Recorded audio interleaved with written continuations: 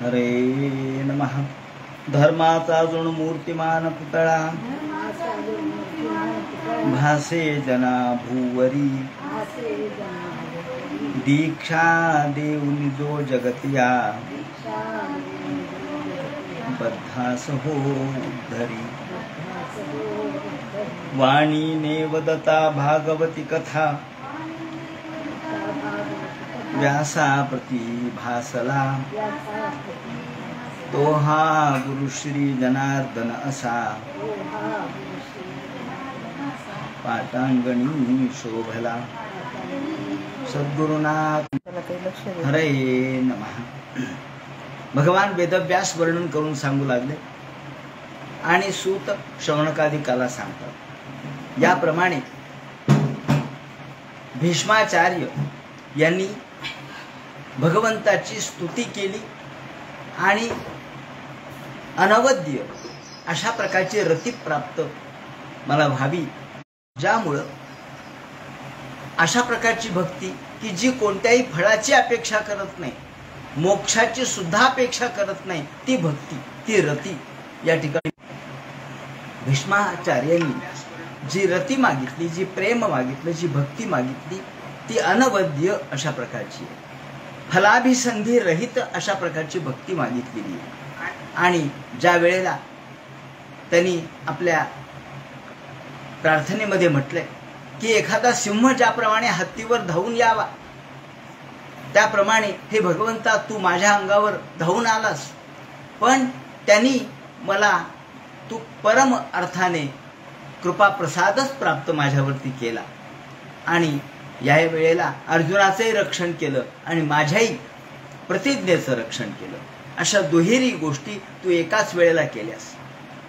रथातून उडी घेताना चल गुहू असा शब्द त्याने वापरलेला आहे। पृथ्वी सुद्धा थरथर कापू लागली।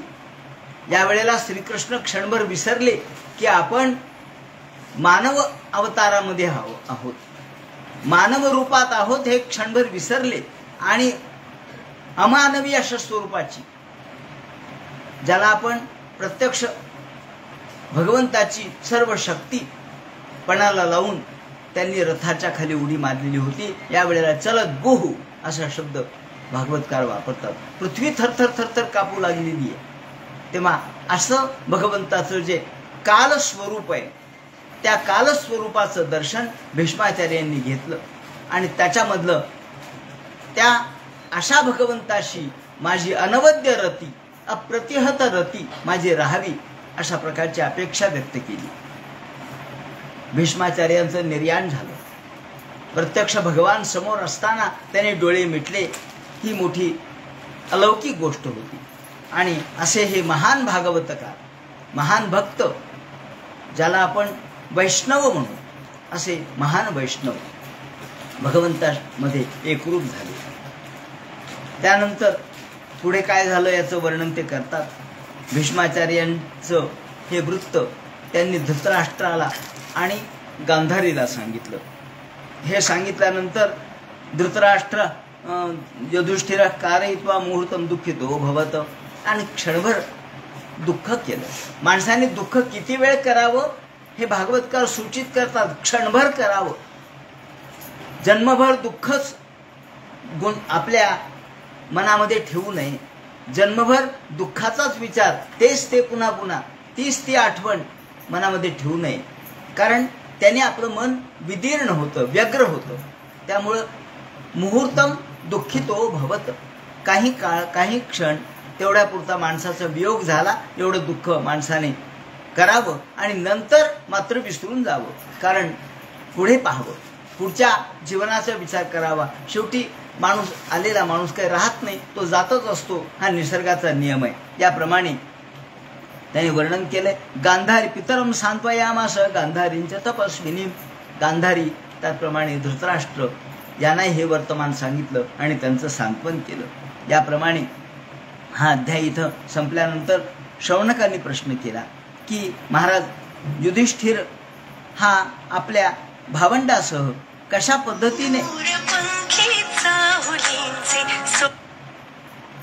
पद्धतीने सर्व राज्यकारभार करत होता ते मला सांगा। सूत म्हणतात शौनकादिका हो वंशम कुरो वंश दवाग्निनिरतम समरोहयित्वा भवभावनो हरिः निवेशयित्वा निज राज्य ईश्वरो युधिष्ठिरं प्रीत मना बभूवः. युधिष्ठिराचं राज्य मोठं चांगलं चाललेलं होतं. युधिष्ठिर धर्माने, आता धर्मच तो स्वतः धर्माने राज्य करत होता. युधिष्ठिर म्हणजे प्रत्यक्ष धर्मराजाचं रूप आहे आणि त्यामुळं त्याचं राज्य अधर्माने असूच शकत नाही.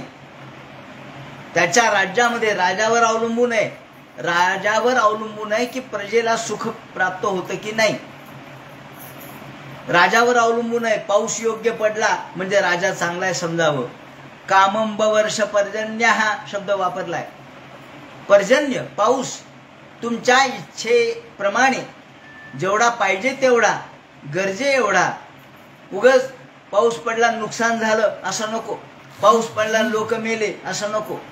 पाऊस कशासाठी? तर आपल्या इच्छा पूर्ण करण्यासाठी. पिकं पाणी चांगले यावेत, विहिरी भराव्यात, तलाव भरावेत, सगळ्यांना आनंद वाटावा. कामं वर्ष पर्जन्य सर्व काम दुघामही. आणि काम दुघामही पृथ्वी सुद्धा कशी होती? कामधेनू होती. कामधेनू. तुम्ही पृथ्वीमध्ये काही पेरा ती उगवत होतं, काही तुम्ही टाका, हुलगी टाकले तरी येत होते. का?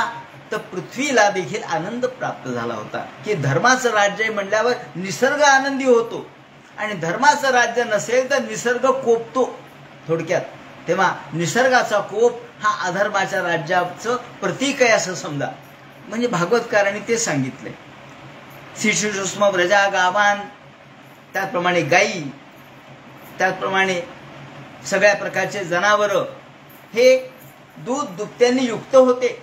गायींच्या मध्ये किती दूध होतं हो? ते म्हणतात गायीच्या आचळामधलं दूध हे त्या गोठ्यामध्ये सांडत होतं, इतकं दूध होतं. जसं आपल्या एखाद्या पातेल्यातलं दूध खाली सांडावं त्याप्रमाणे गायीच्या या कासांमधलं दूध त्या गोठ्यामध्ये सांडत असे आणि त्यांनी गोठा गच्च भरून जात असे. शिशुसूक्ष्म व्रजा गावान, शिशुचू त्याचं सिंचन होतं तर त्याचे सडे पडत होते. पाण्याचे सडे नाही, दुधाचे सडे पडत होते. आणि पयसो स्वधीर मुधा, ती एवढ्याल्या मोठमोठ्या कासा असलेल्या गायी नद्या मोठ्या प्रसन्नतेने वाहत होत्या. समुद्र गच्च भरलेले होते, नद्या वाहत होता, वनस्पती फुललेल्या होत्या. विरुद्ध आयुर्वेदिक वनस्पती, लता गुल्म, सगळीकडे आनंद प्रसन्नता होती. थोडक्यात काय तर पर्यावरणाचं वर्णन आहे. या पर्यावरणाकडे आपण लक्ष दिलं पाहिजे. म्हणजे भागवतकारांनी सगळ्या गोष्टी सांगितल्यात. धर्म तर सांगितलाच आहे, पण आजच्या दृष्टिकोनातून पर्यावरणाचं काय वर्णन केलंय हेही सांगितलं पाहिजे. आज आपण झाडं लावतो, झाडे वाढवा झाडे जगवा. त्याही वेळेला झाडं हे केवळ फोटो पुरते लावत नव्हते. झाडांचा उपयोग वनस्पती विरुद्ध हा सगळीकडे वनस्पती फुललेल्या होत्या, लता गुल्म फुललेले होते. आयुर्वेदिक वनस्पती यांनी सगळं राज्य सुसमृद्ध होतं. फलंत्य औषधय सर्वाहा, सर्व झाडांना फळं येत होते, फलान्वित वृक्ष होत होते, पुष्पान्वित वृक्ष होत होते. प्रत्येक ऋतूमध्ये हा मुद्दा या ठिकाणी सांगितला पाहिजे. ज्या ऋतूत जे फळ ते. आज काय होऊ लागलंय? आज उलटय. आज ज्या ऋतूत जे फळ नको ते यायला लागले. फळाला सुद्धा ऋतू आहेत. कोणत्या वेळेला कोणतेही फळ नाही चालत. उन्हाळ्यामध्ये आंबे ठीक आहेत, पावसाळ्यात आंबे असतात.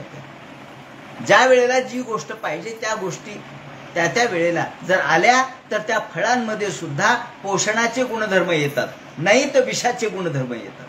त्यामुळं आज मात्र आपण कोणत्या वेळेला टरबूज यायलेत, कोणत्या वेळेला खरबूज यायलेत.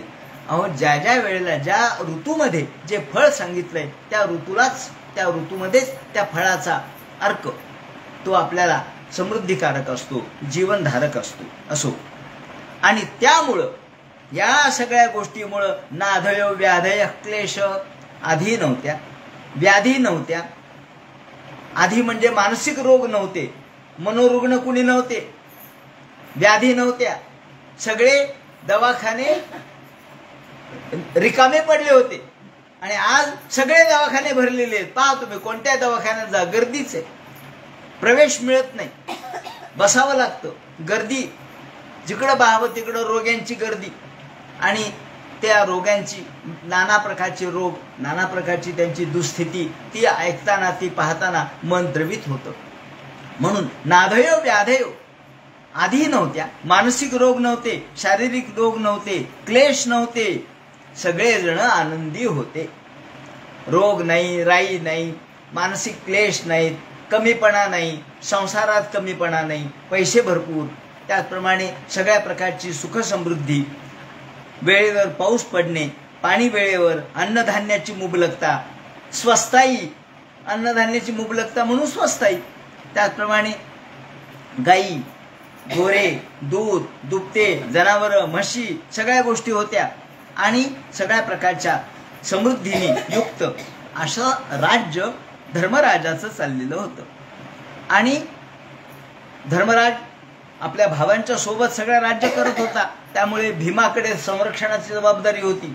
बाहेर एक शत्रूंनी जरी वरती डोळा केला तरी भीम त्या ठिकाणी काय मजाल आहे भीमापुढे युद्ध करायची. त्याचप्रमाणे अर्जुन होता शस्त्रधारी, नकुल सहदेव होते, आणि आमंत्रच्या अभिज्ञाता परिष्वज्याभिवाद्यतम. आणि या वेळेला मोठमोठ्या विद्वानांची चलती होती. विद्वान त्या ठिकाणी येत असत, त्याचप्रमाणे मोठमोठे ज्ञानी येत असत, त्यांची पूजा, त्यांची अर्चा, त्यांचा सत्कार हे सुद्धा महत्वाचं आहे. राजा आहे, पण राजा कोणाचा सत्कार करत नाही, तो पंडितांना स्थान देत नाही, तर तो राजा काही कामाचा नाही. अहो विद्वान आहेत, ज्ञानी आहेत, त्यांनी यावं, त्यांची आवक व्हावी, त्यांचा सत्कार व्हावा, त्यांना योग्य पद्धतीने बांधन द्यावं.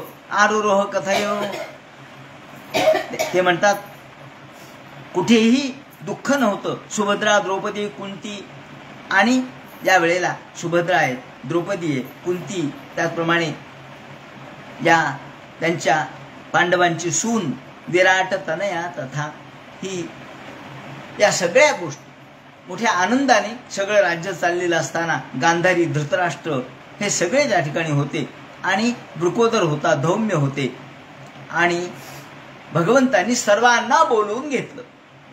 कृष्णाचं सुद्धा कौशल्य, कृष्णाने सगळ्यांना बोलवून घेतलं, आमंत्रण पाठवलं. या आज काय हो म्हणले, कृष्णाने बोलावलं, सभा घ्यायची काय म्हणले, हो सभा घ्यायची. सगळ्यांना बोलावलं, सगळ्यांनी कृष्णाला वंदन केलं. त्याचप्रमाणे सुभद्रा आली, द्रौपदी आली, ही उत्तरा आली. म्हणजे स्त्रियांना सुद्धा स्थान होतं हे या ठिकाणी सांगितलं पाहिजे. स्त्रियांना स्थान होतं, स्त्रियांना बोलवत होते मीटिंगला. आणि या वेळेला भीम आले, धौम्य आले, त्याचप्रमाणे सगळेजण गोळा झाले. गांधारी, धृतराष्ट्र, गौतम हे सगळे आले.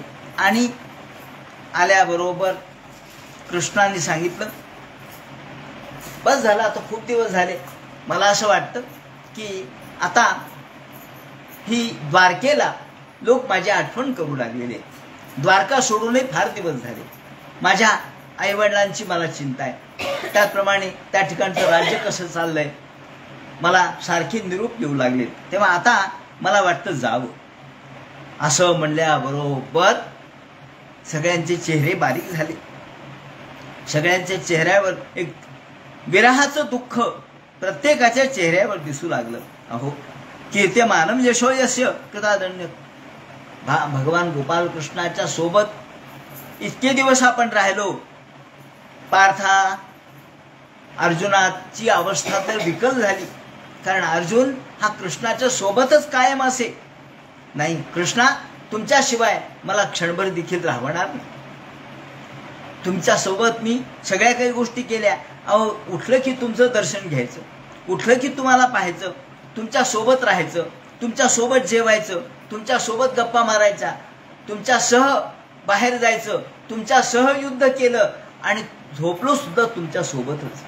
अहो प्रत्येक ठिकाणी तुम्ही माझ्या सोबत आहेत. दर्शन, स्पर्श, संलाप, शयनासन, भोजनही. जेवताना कृष्ण, झोपताना कृष्ण, चालताना कृष्ण, बोलताना कृष्ण. कृष्णाशिवाय दुसरा विषय नव्हता अर्जुनाला. आणि मला तुमचा विरह कसा सहन होईल कृष्णा. कृष्णाने सांगितलं, पण आता झालं, इकडलं सगळं व्यवस्थित झालंय, तुमचं राज्य चांगलं चाललंय, तुम्हाला कोणी शत्रू राहिला नाही, अजात शत्रूर भवन. तुम्ही अजात शत्रू आहात, तुम्हाला कोण विरोध करणार आहे?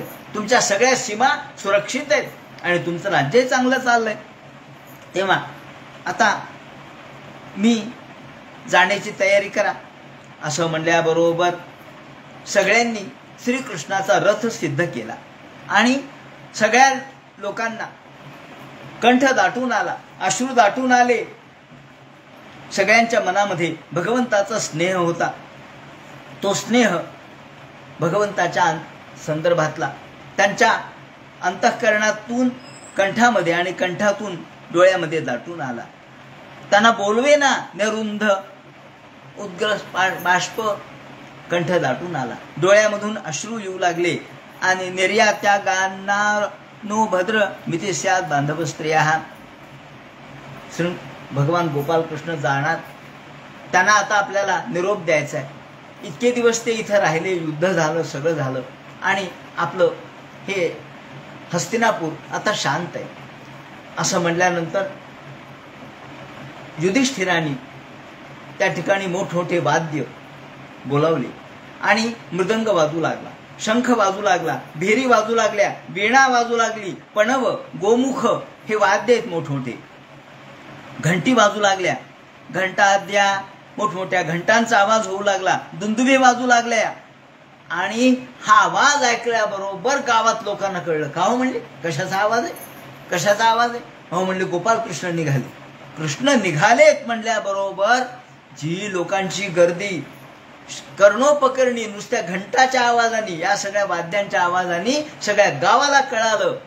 गावामधले सगळे लोक दुतर्फा उभे राहिले, म्हणजे कृष्ण याच मार्गाने जाणार आहे. कृष्णाचा मार्ग हाच आहे, आपण मार्गावर उभा राहू. आता तिथे त्यांच्या घरी गर्दी करण्यापेक्षा मार्गावर थांबू, जसं आपण पालखीला थांबतो त्याप्रमाणे. प्रासाद शिखरारूढा, ज्यांना ज्या स्त्रियांना रस्त्यावर थांबता येत नाही त्या उंच उंच अशा प्रकारच्या माड्यांवर उभ्या राहिल्या. आपल्या घराच्या माड्या, हुड्या, सज्जे या ठिकाणी उभे राहिल्या.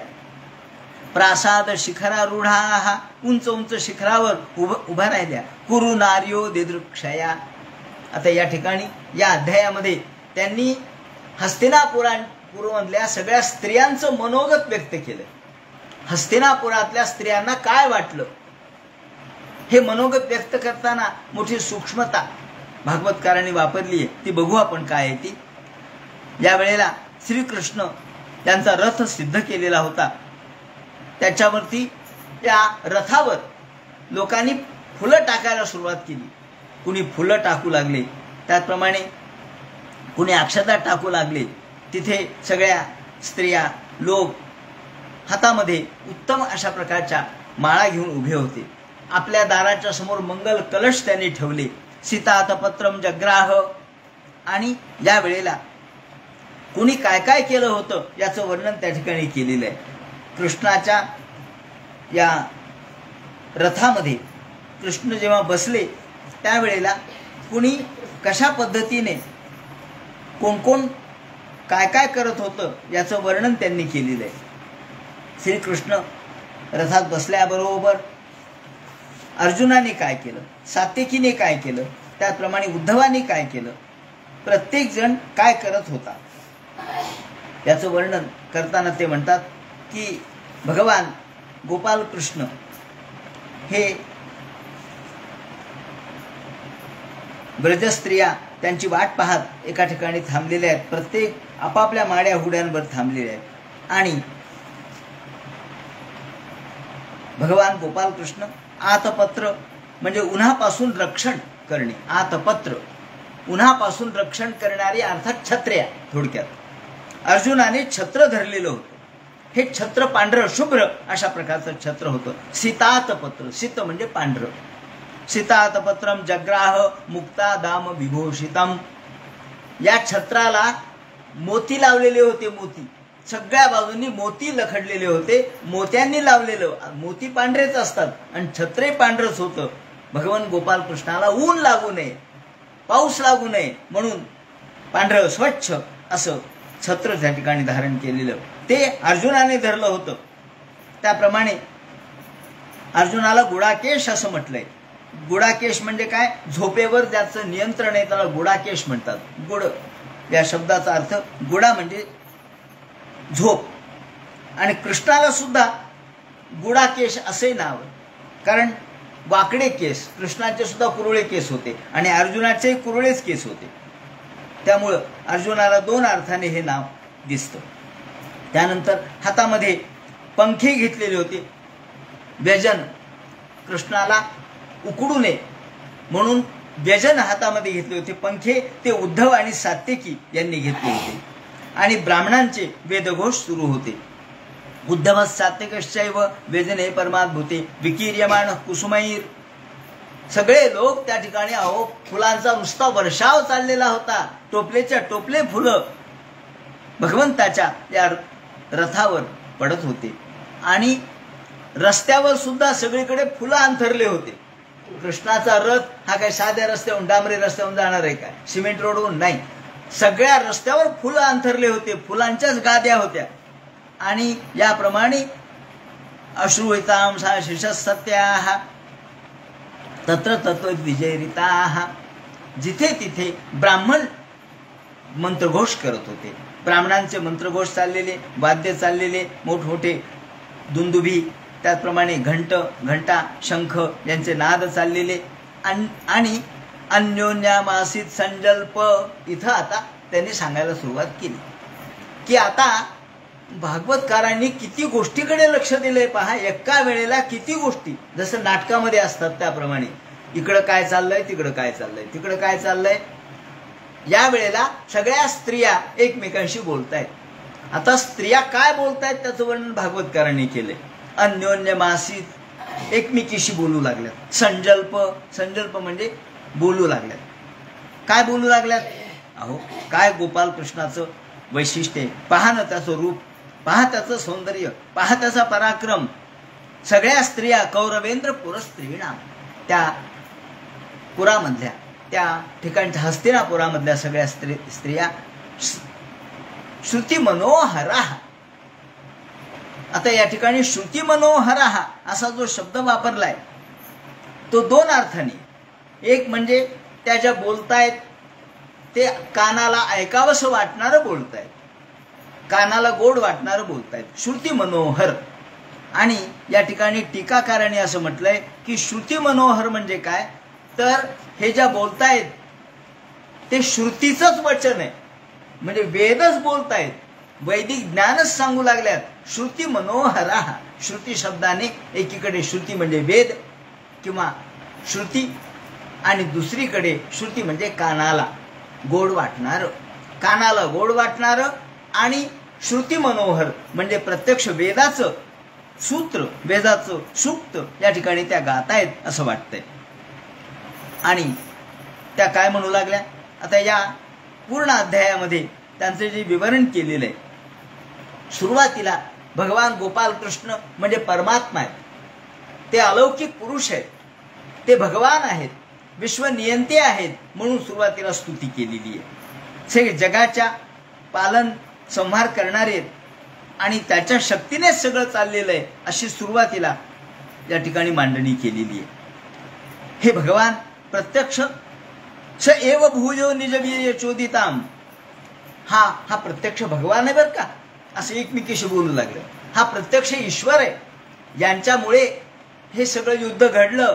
अहो युद्ध काय, विश्वाची निर्मिती पालन संहार करणारे हेच आहेत. जीवमायां प्रकृतीं ससृक्षतीं, हे प्रकृतीचा आश्रय घेऊन हे विश्व निर्माण करतात. याला नाम नाही, याला रूप नाही. अनाम रूपात्मनिरूप नामनी, याला नाव नाही. हे कृष्ण नाव धारण केलंय पण मूळ हे परब्रह्म आहे, हे तत्व श्रुतीतलंय, वेदातलंय. त्यामुळं या ठिकाणी सुरुवातीला अहो यांच्या हे सर्व सामर्थ्यवान आहेत. आणि निर्जित मातरीश्वनाः, प्रत्यक्ष वायू यांच्या ताब्यात आहे, अग्नी यांच्या ताब्यात आहे, पंचमहाभूत यांच्या ताब्यात आहेत. आणि सर्व प्रकारच्या शक्तीने युक्त असणारे हे जगदात्म आहेत. आणि मायेचा आश्रय घेऊन हे विश्व निर्माण करतात, सहज लीलेने विश्व निर्माण करतात, विश्वाचं पालन आणि विश्वाचा संहार करतात. प्रत्येक युगायुगामध्ये हे अवतार धारण करतात. ही सुरुवातीची प्रतिक्रिया आहे. सुरुवातीला भगवान किती व्यापक आहेत. आता दुसरा टप्पा जो आहे तो काही स्त्रिया असं म्हणू लागल्या, अहो अलम श्लाघ्य तमम यदोह कुल. आतापर्यंत परमात्म तत्व म्हणून विवरण झालं. आता त्याच्या पुढे ते म्हणतात, काही स्त्रिया म्हणू लागल्या, अहो असू द्या, भगवान मोठे आहेत, ते व्यापक आहेत, ते विराट स्वरूपाचे आहेत, पण खरोखर त्या यदुकुळाचं किती भाग्य, ज्या यदुकुळात भगवान जन्माला आले. आता ते सगुणाकडे आले. म्हणजे आधी निर्गुण तत्वाचं विवरण केलंय, व्यापक तत्वाचं विवरण केलंय, आणि मग सगुणत्वाकडे आले. त्या म्हणतात, अहो अलम श्लाघ्य, काय अलौकिक, खरोखर ज्याची कीर्ती वर्णावी असं हे यदुकुल आहे. त्यांनी काय पुण्य केलं असेल माहित नाही. महो अलम पुण्यतमम मधोरवनम, ज्या मधुवनामध्ये भगवान जन्माला आले. माधव म्हणून ज्याला आपण म्हणतो, मधुवनामध्ये ज्यांनी क्रीडा केली, आणि माधव म्हणून ज्याचं नाव आपण या ठिकाणी घेतो, त्या माधवाचं, त्या भगवंताचं, त्या गोविंदाचं ज्या ठिकाणी जन्म झाला तो यदुकुल किती श्रेष्ठ, आणि ते मधुवन किती पवित्र हो. यदेश पुंसा वृषभाश्रय प्रिया, ज्या ठिकाणी प्रत्यक्ष अनंत कोटी ब्रह्मांड नायक भगवान वास्तव्य करतो, असं मधुकुल किती मोठं आहे, त्याचं भाग्य किती मोठं आहे, या कुळाचं भाग्य तरी किती मोठं आहे. आणि स्वजन्मना चंक्रमणेन चांचती, ज्या ठिकाणी भगवान वावरले, ज्या ठिकाणी भगवंतांनी क्रीडा केली, त्या खरोखर जागेला सुद्धा महत्व आहे. त्या जागेचं देखील काहीतरी पुण्य असलं पाहिजे. अहो बतस्वर यशस्वी तिरस्करी. मग दुसऱ्या म्हणतात, अहो त्यावेळेला ते गोकुळात होते, मधुवनात, पण आता द्वारकेचं भाग्य नाही का. काही असं म्हणू लागल्या, काही तसं म्हणू लागल्या, काही म्हणू लागल्या, अहो द्वारकेचं सुद्धा किती भाग्य आहे. कुशस्थली म्हणजे द्वारका, कुशस्थली जी द्वारका भगवंतांनी निर्माण केली, तिचं तरी किती मोठं भाग्य आहे. कुशस्थली पुण्य यशस्करी भुवाहा, या पृथ्वी तलावर त्या कुशस्थलीचं, या द्वारकेचं सुद्धा किती महत्व आहे, की जी द्वारका भगवंतांनी निर्माण केली, आणि त्या द्वारकेमध्ये भगवान राहतोय. आज त्या द्वारकेत तरी किती मोठं महत्व असेल, की ज्यामुळं द्वारकेमध्ये भगवंताचं वास्तव्य आहे. आणि त्या द्वारकेचं वर्णन, पश्यंती नित्यम यदनुग्रहे पितम. एक जण म्हणते, अहो द्वारकेचं तर भाग्य आहेच आहे, पण श्रीकृष्णाच्या त्या द्वारकेमध्ये राहणाऱ्यांचं किती भाग्य, की जे दररोज कृष्णाला पाहतात. पश्यन्ते नित्यम यदनुग्रहेशितम स्मितावलोकम स्वपतिम स्मयत प्रजाः. त्या प्रजेचं किती भाग्य, की जी प्रजा भगवान गोपाल कृष्णाला रोज पाहते. आपण इतके दिवस पाहिलं तर आपल्याला समाधान झालं नाही. गोपाल कृष्णाच्या विरहाने त्यांना काय झालं असेल, आणि त्यांना रोज कृष्णाचं दर्शन घडत नाही, त्यांचंही खरं भाग्य आहे. दुसरी म्हणते, हो नूनम व्रत स्नान हुता दिनेश्वरः. दुसऱ्या काही स्त्रिया म्हणतात, अहो आता पहा, इथं स्त्री स्वभाव ज्याला आपण म्हणतो, किंवा स्त्रियांच्या स्वाभाविक मनोवृत्ती, स्त्रियांची जी स्वाभाविकता आहे, त्यामध्ये एक स्त्री दुसऱ्या स्त्रीचं मन कसं जाणते, किंवा एका स्त्रीला दुसऱ्या स्त्रियाबद्दल वाटणारी जी भावना आहे ती या ठिकाणी व्यक्त करण्यात आलेली आहे. कोणती? त्या स्त्रिया म्हणतात, अहो त्या प्रजेचं तर झालं, पण कृष्णाच्या बायकांचं किती भाग्य आहे, की ज्या बायकांनी कृष्णाबरोबर लग्न केलं. कृष्ण तर त्यांच्या सोबत दिवसरात्र आहे. त्या बायकांचं किती भाग्य आहे. त्याने काय व्रत केले असतील. नूनम व्रत स्नान हुता दिनेश्वरः. त्यांनी गोपीपेक्षाही मोठं भाग्य, कारण गोपींच्या तिथे तर कृष्ण काही काळ राहिले आणि नंतर निघून आले. फक्त रासक्रीडा तेवढी केली, गोपींच्या बरोबर खेळले, पण कृष्णाने लग्न केलं ते ज्या स्त्रियांबरोबर. त्या स्त्रिया किती भाग्यशाली, त्यांनी किती काय व्रत केले असतील माहीत नाही, कोणते स्नान केले असतील माहीत नाही. मग माघस्नान केलं असेल, त्याचप्रमाणे चातुर्मास्य केलं असेल, वेगवेगळ्या कार्तिक महिन्यामध्ये स्नान केले असतील, आणि हुता दिनेश्वरः. काय काय धर्मकर्म केले असतील, काय काय यज्ञयाग केले असतील माहीत नाही, परंतु श्रीकृष्णाच्या गृहीत पाणी भेही, ज्या स्त्रियांनी कृष्णाबरोबर लग्न केलं, कृष्णाने त्यांच्याबरोबर पाणी ग्रहण केलं, त्या स्त्रिया किती भाग्यशाली. पिबंती या सख्य धरामृत मुहूर व्रज स्त्रिया मुहूर्त आशया. या श्रीकृष्णाच्या सोबत त्यांनी संसार करतायत. श्रीकृष्णासोबत दररोज कृष्णाचा सहवासाचा आनंद त्या घेतायत. त्यांच्यासारखं मोठं भाग्य नाही. आणखी बाकीच्या काही स्त्रिया म्हणू लागल्या, अहो त्या तर आहेच आहेत, पण त्या श्रीकृष्णाने ज्यांच्यासाठी वीर्य शुल्का पराक्रम केला आणि त्या स्त्रिया पळून आणल्या. रुक्मिणी, कृष्णाने पराक्रम केला तर रुक्मिणीसाठी, आणि मोठमोठ्या वीरांना हरवलं आणि रथात घालून रुक्मिणीला घेऊन आले. त्या रुक्मिणीचं किती भाग्य. या वीर्य शुल्केन ऋता स्वयंवरे, ज्या स्वयंवरामध्ये जिंकल्या, नागनजिती असो, रुक्मिणी असो, सत्य असो, या वेगवेगळ्या स्त्रिया ज्या ठिकाणी कृष्णाने आपला पराक्रम सिद्ध केला, आपली क्षमता सिद्ध केली आणि मोठमोठ्या वीरांना हरवलं आणि स्त्रीला घेऊन आले, अशा स्वयंवरामध्ये ज्या जिंकल्या त्या स्त्रिया तर खरोखर अलौकिक मानाव्या लागतील. चैद्य प्रमुखादी सुष्मिणा, आणि त्याचप्रमाणे प्रद्युम्न सांबा सुद्धा दयो परा. याप्रमाणे भगवंताला अनेक मुलं झाले, बाळ झाले. त्याचप्रमाणे प्रद्युम्न आहेत, सांब्य आहे, अनिरुद्ध आहे, हे सगळे श्रीकृष्णाचे मुलं नातू या ठिकाणी झाले. आणि ज्याने भौमाचा वध केला, भौमासुराचा वध केला आणि 16,100 स्त्रिया आणल्या, त्या खरोखर या स्त्रियांची बरोबरी कुणीच करू शकणार नाही. येता परम स्त्रीत्व मपस्त पेशलम, ज्याला आपण स्त्रियांचा स्वभाव म्हणतो किंवा स्त्री सुलभता म्हणतो. ही स्त्री सुलभता या वाक्यातून व्यक्त झाली. ही स्त्री सुलभता, येता परम स्त्रीत्व मपेस्त पेशलम, आणि निरस्त शौचम बतसाधू कुरुवते. या स्त्रियांचा खरोखर, या स्त्रियांचा मोठेपणा, येता हा स्त्रीत्व मेव परम केवलम साधू शोभनम कुरुवते. या खरोखर स्त्रिया म्हणजे संत आहेत, महात्म्य आहेत, साधू आहेत. त्याच्याशिवाय श्रीकृष्णाचं सोबत सहवास त्यांना लागू शकत नाही. म्हणून निरस्त शौचम, त्यांनी सगळ्या प्रकारची शुद्धता केली असेल आणि सगळे अशौच दूर केलं असेल. निरस्तम शौचम शुचित्वम यस्मात तथा भूतमपि जातु कदाचिदपि, असं त्यांनी या ठिकाणी म्हटलंय. आरतीभिर्व्याहारैहि यद्वा पारिजातादिप्रिय वास. भगवंतानी सगळ्या प्रकारचं पराक्रम करून पारिजात वृक्ष आणला आणि या स्त्रियांना त्यांच्या इच्छेसाठी केलं. म्हणजे त्या स्त्रियांचा मोठेपणा, त्या स्त्रियांचं भाग्य सांगताना कृष्ण त्यांच्यासाठी किती झटला. अहो, या स्त्रीच्या श्रीकृष्णाने सत्यभामेच्या इच्छेसाठी पारिजात आणलं. सत्यभामा म्हणली पारिजात पाहिजे आपल्या घरी, असं म्हणल्याबरोबर श्रीकृष्णाने पारिजात आणला. म्हणून यद्वा पारिजातादि प्रिय वस्वाहरणेही, ज्या स्त्रीच्या इच्छेसाठी, म्हणजे भगवंत हा स्त्रीची इच्छा पूर्ण करणार आहे, स्त्रियांचं मनोरथ पूर्ण करणारे.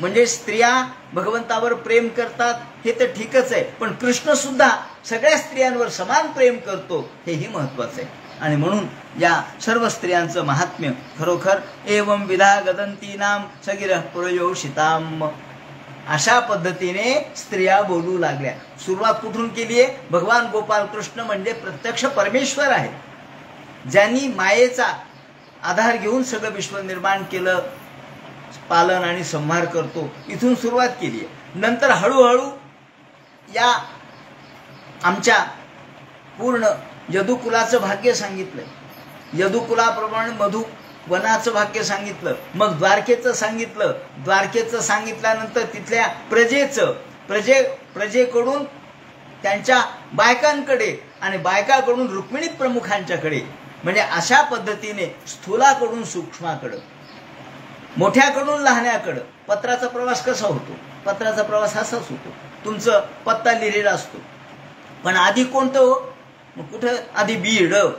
मग बीड गावात काय एकच तुमचं घर आहे का? तुम्ही एकटेच तुमचं नाव आहे का? नाही. मग बीड म्हणल्यानंतर हे मोठं झालं. मग आधी महाराष्ट्र, मग बीड, बीडमध्ये मग यामध्ये एखादी गल्ली, त्या गल्लीत एखादा पत्ता, त्यातलं घर, आणि मग तुम्ही. हे जसं आहे तसं हे वर्णन आहे.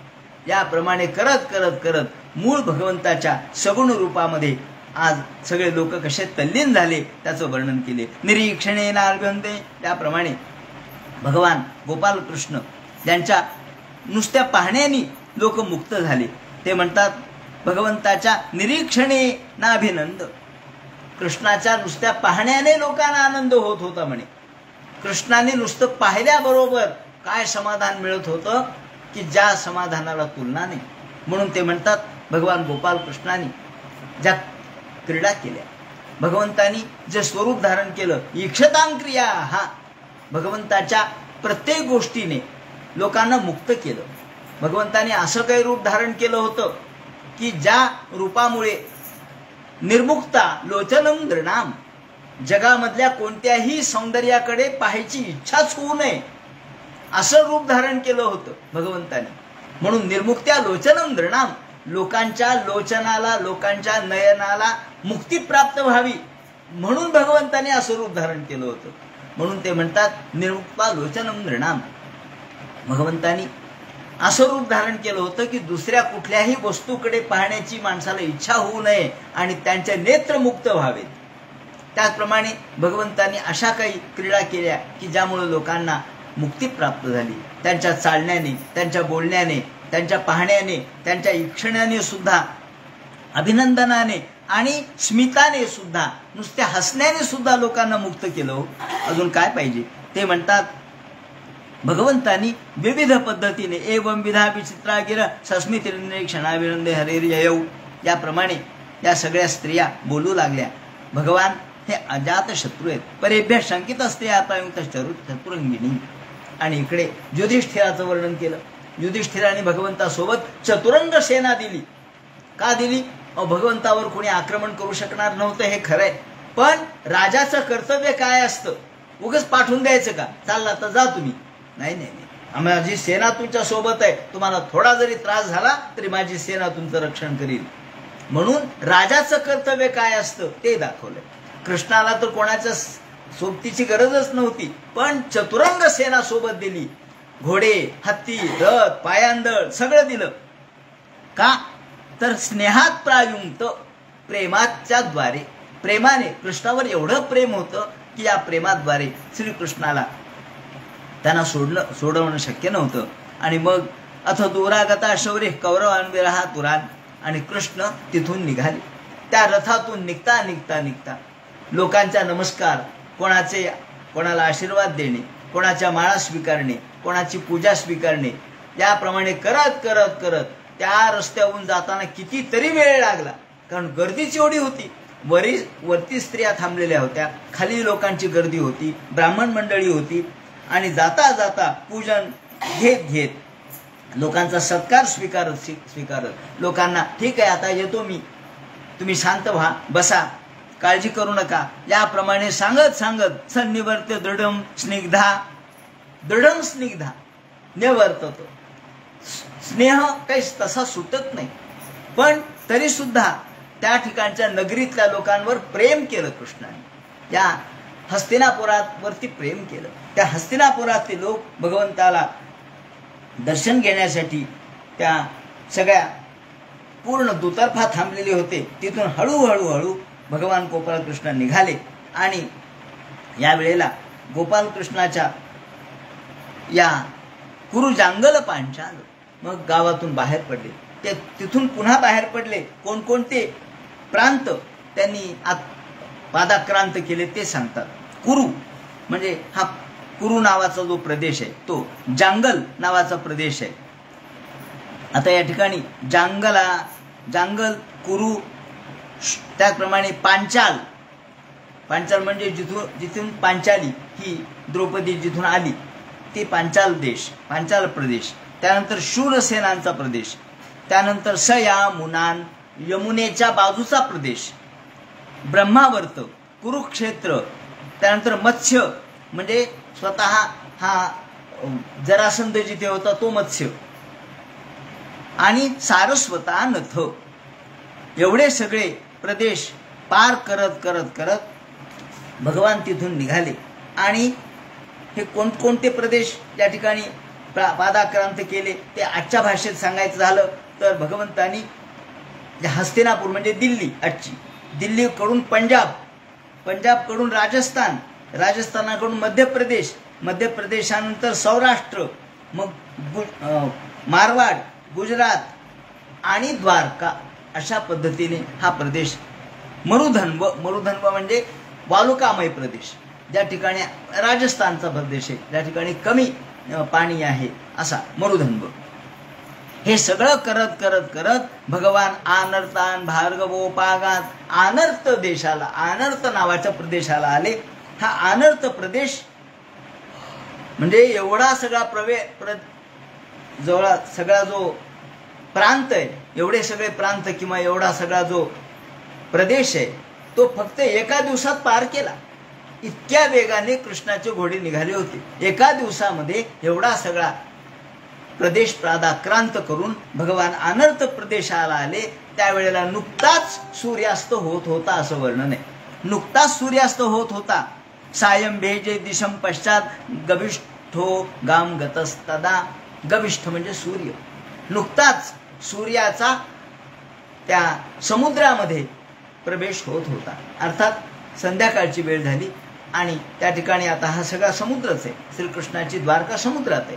त्यामुळं त्याच्या अलीकडचा जो प्रदेश आहे तो त्या प्रदेशाला आल्याबरोबर संध्याकाळ झाली आणि सूर्य पाण्यात बुडाला. या ठिकाणी त्या द्वारकेच्या तिथं अनर्थ प्रदेश आहे. तिथं आल्याबरोबर कृष्ण येणार ही वार्ता आधीच लोकांना लागायची. सगळे लोक तयार होते कृष्णाचं स्वागत करायला. अनर्थ प्रदेशामध्ये आल्याबरोबर श्रीकृष्णाने आपला पांचजन्य शंख वाजवला. आनर्तान सोपव्रज वृद्धान स्वपदान स्वकान दध्मौदरवरम तेषाम विषादम शमयन्निव. भगवंतानी जो आपला पांचजन्य शंख वाजवला, तो शंख पांचजन्य शंख वाजवल्याबरोबर सर्व लोकांना कळालं की कृष्ण आले. प्रत्येकाच्या शंखाची आवाज ताकद वेगवेगळी होती आणि श्रीकृष्ण आले हे कळल्याबरोबर सगळेजण कृष्णाच्या स्वागताला समोर आले. आता या ठिकाणी श्रीकृष्ण जे शंख वाजवत आहेत त्या शंखाचं वर्णन त्या ठिकाणी केलेलं आहे. श्रीकृष्णाच्या शंखाचं वर्णन कसं आहे, शंख कसा वाजवला, शंख कसा दिसत होता. स उच्च काशे धवलो दरो दरो प्यरुक्रमस्या दर्शोण शोणिमा दाध्मायमान कर संज संपुटे यथाब्ज शंडे कलहंस उत्स्वनाः.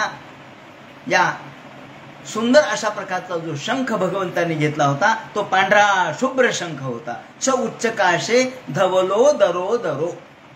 धवल ज्याचं उदर धवल आहे, अर्थात शंखाचा आतला भाग पोटाचा, पूर्ण शंखच पांढरा स्वच्छ होता आणि पोटाचा भागही पांढरा स्वच्छ होता. तो कृष्णाने हातामध्ये धारण केला होता. शंख वाजवत असताना त्यातला आतमध्ये आपल्याला थोडे बोट घालावे लागतात आणि वरती एक हात धरावा लागतो. तेव्हा ज्याप्रमाणे तो कसा दिसला तर ते म्हणतात उरुक्रमस्याधर शोण शोणिमा. अधर शोण शोणिमा. अधर म्हणजे ओठ. ओठाचा, कृष्णाच्या ओठाचा रंग लाल होता. हा लाल असणारे ओठ, त्याचं प्रतिबिंब त्याच्यात पडलं होतं त्या शंखामध्ये. म्हणजे शंखामध्ये कृष्णाच्या ओठाचं प्रतिबिंब पडलं आणि असं दिसू लागलं की ज्याप्रमाणे एखादा कलहंस, एखादा राजहंस पांढरा स्वच्छ एखाद्या लाल कमळात बसावा, त्याप्रमाणे कृष्णाच्या हात हे देखील कमल, कर कमल आहे ना, कर कमल, हात सुद्धा कमलाप्रमाणेच आहेत. म्हणून कर कमलामध्ये हा शंख धारण केल्यामुळं ते करकमलही लालच होते. त्या लाल कर कमलाचा त्याचं प्रतिबिंब, लालपणा, म्हणजे कृष्ण हा किती सौंदर्यवान होता. एवढंच नव्हे तर कृष्णाच्या हातामध्ये असलेला जो लालिमा आहे त्या लालिमेचं प्रतिबिंब त्या शंखात पडत असल्यामुळं असं वाटू लागलं की जणू काही एखाद्या लाल कमळामध्ये एक पांढरा स्वच्छ राजहंस बसावा. दाध्मायमान कर कंज संपुटे यथाब्ज शंडे कलहंस उत्स्वनाः. आणि कलहंसाने, उत्स्वनाः म्हणजे आवाज करावा, कलहंसाने कलरव करावा, आवाज करावा, त्याप्रमाणे या शंखाचा आवाज झाला. 10 प्रकारचे नाद आहेत ना.